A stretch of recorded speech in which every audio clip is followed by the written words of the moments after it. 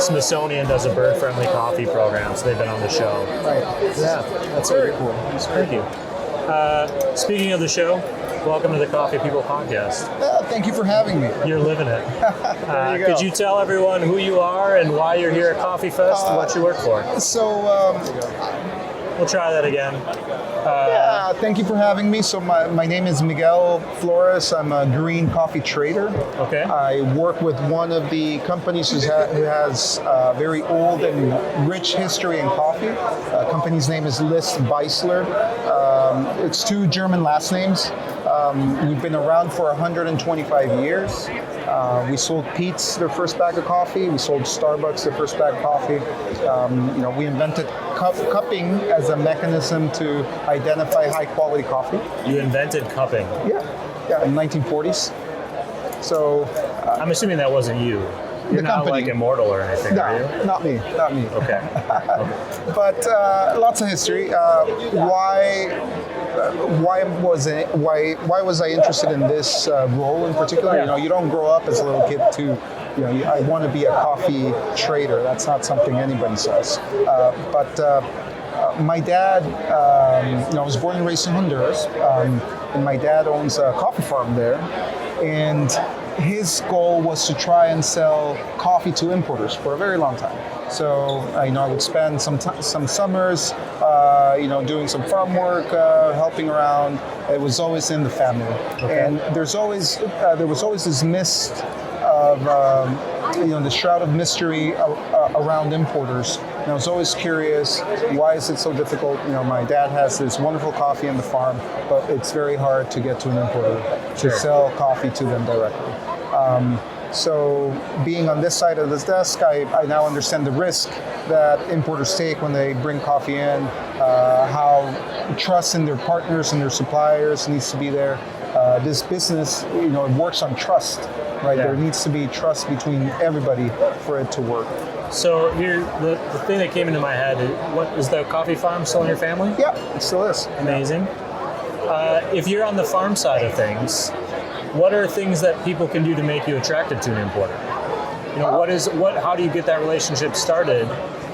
Say I want to import from Honduras into the U.S. or Canada or wherever, but I'm here, on the farm. I grew up in a farming family.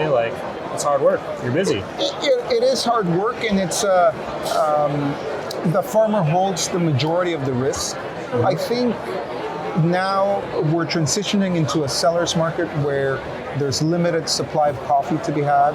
Yeah. So there's an opportunity to connect more, but it truly is, you have to build relationships. This is truly what the industry needs from every side. You have to build relationships with importers, with roasters, and you have to do things properly. 1 year after the next. What does doing things properly mean? If you contract coffee and then the market moves up $1, but you already have a contracted price, you honor that, you deliver that coffee, you deliver on the quality, and you build your reputation for yourself. But it's a hard thing to do. Right? Yeah. Well, even the relationship part. As a kid, I always imagined that an NBA scout was going to drive past my house while I was shooting baskets and discover me. Right. But that's not how the real world works. Right. Also, I hit 5'10" and I stopped. But as a coffee farmer too, how often is an importer going to be driving down the road and see a farm and stop in? Yeah. There has to be a give and take to that relationship. I have the product. I need to let you know I have it. And this is why trade shows like these are so important. Okay. Because you're able to at least connect, shake hands, start a conversation, and it's a good opportunity to put a face, to the email, to the phone number. Sure. And this is where you start building connections. As silly as it sounds, these exist for a reason, and it's people that do business with each other. They want to connect, right? I find, so I do a lot of these shows now, and I meet the similar people in the same thing, but you hear a lot of the same stories. But for somebody, it's going to be their first trade show, and the first time they're making those connections, and it just extrapolates out.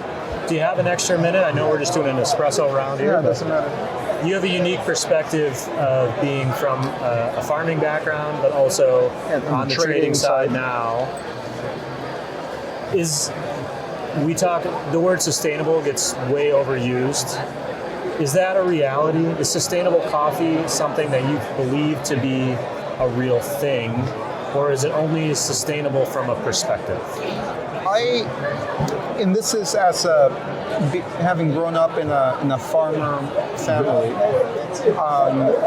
I think sustainability comes from how well you run a business, and the farm needs to be treated as a business because it is a business, right? So it's the comments around the price of the market. It's always been a point of friction. How much should it be? How high should it go?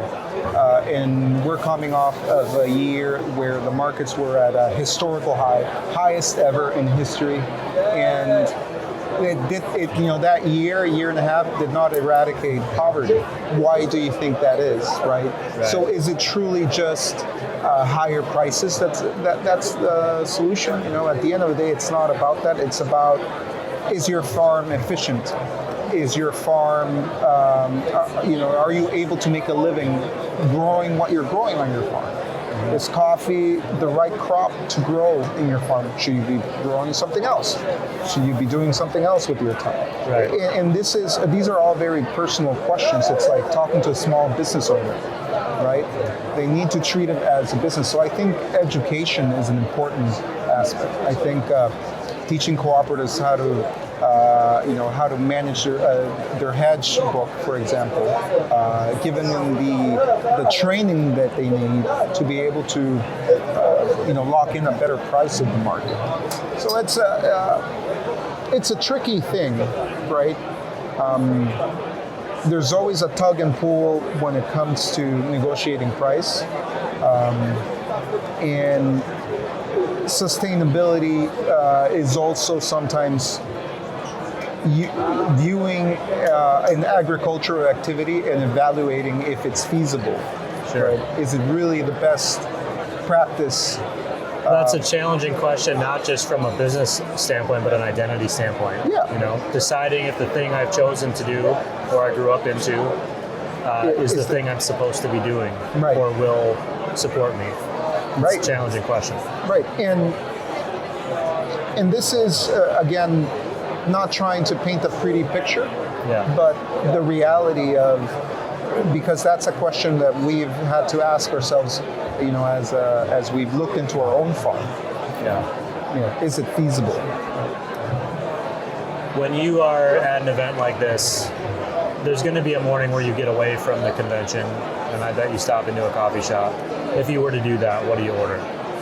I always like to try their black coffee, whatever they have as their house brew, on drip, because I think that's the purest expression of what they do, right? So I always think of it as like, if their drip is good, then I'll go explore.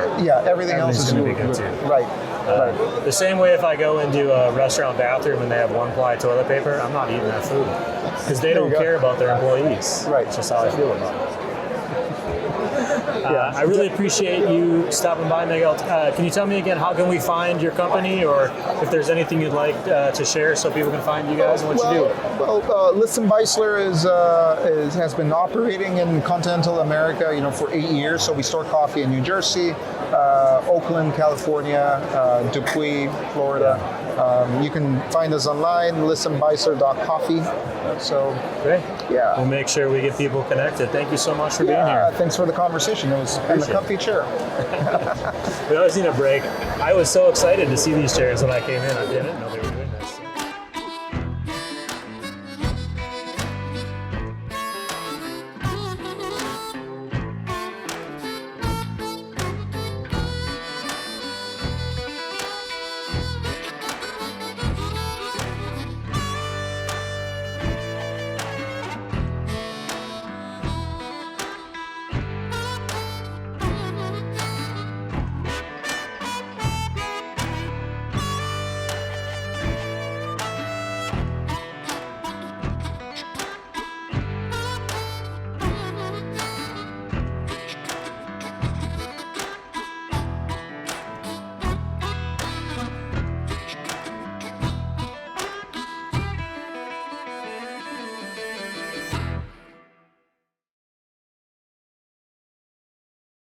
Okay. Normally I'm standing the whole time. And But this is nice. So, you're able to sit down and have it's inviting. It looks, it's been lovely. Normally it's hard to pull people in, but I think they see the chair and they're...